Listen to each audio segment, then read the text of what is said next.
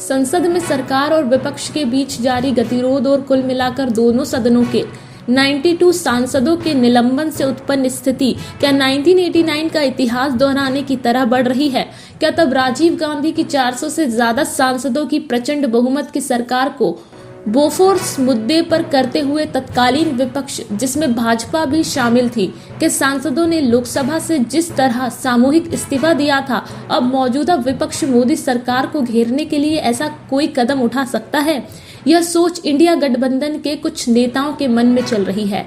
मंगलवार को दिल्ली में इंडिया गठबंधन की बैठक है, जिसमें लोकसभा चुनावों के रणनीति, न्यूनतम साझा कार्यक्रम, साझा प्रचार, सीटों में तालमेल और संयोजक जैसे मुद्दों पर विचार होगा। लेकिन इस बैठक में संसद में जारी गतिरोध और विपक्ष के सांसदों के धड़ाधड़ निलंबन पर भी चर्चा हो सकती है। दरअसल 3 विधानसभा चुनावों में भाजपा की जबरदस्त जीत से विपक्ष को झटका लगा था। संसद में सुरक्षा में सैन्य के मुद्दे को लेकर उसमें फिर न सिर्फ आक्रामकता आई है, बल्कि कुछ दिनों पहले अलग अलग सुरों में बोल रहे गठबंधन के नेताओं के बीच अब एकजुटता भी बढ़ गई है। इसलिए इंडिया गठबंधन के नेता सीटों के तालमेल आदि के मुद्दों के साथ साथ सांसदों के निलंबन के विरोध में भी कोई बड़ा कदम उठाने पर विचार कर रहे हैं। जनता दल के महासचिव और मुख्य राष्ट्रीय प्रवक्ता केसी त्यागी कहते हैं कि अगर सहमति बनी तो लोकसभा से सामूहिक इस्तीफा जैसा कदम भी उठाया जा सकता है।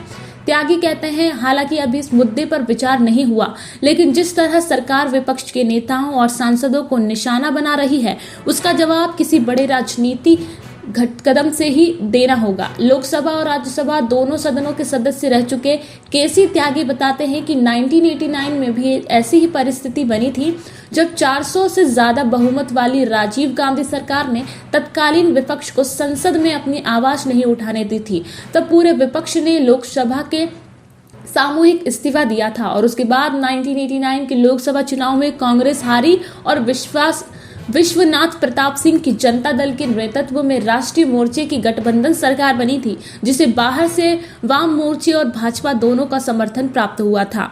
त्यागी कहते हैं कि जब संसद में विपक्ष की आवाज नहीं सुनी होती, तब उसे सीधे जनता के बीच जाना चाहिए। 1989 में हमने यही किया था और अब भी अगर सहमति बनी तो फिर विपक्ष सीधे जनता के बीच जाने के लिए लोकसभा से सामूहिक इस्तीफा का फैसला कर सकते हैं। कांग्रेस में कोई नेता इस मुद्दे पर खुलकर बोलने को तैयार नहीं है, लेकिन उनका यह कहना है कि अभी कोई निर्णय नहीं हुआ है।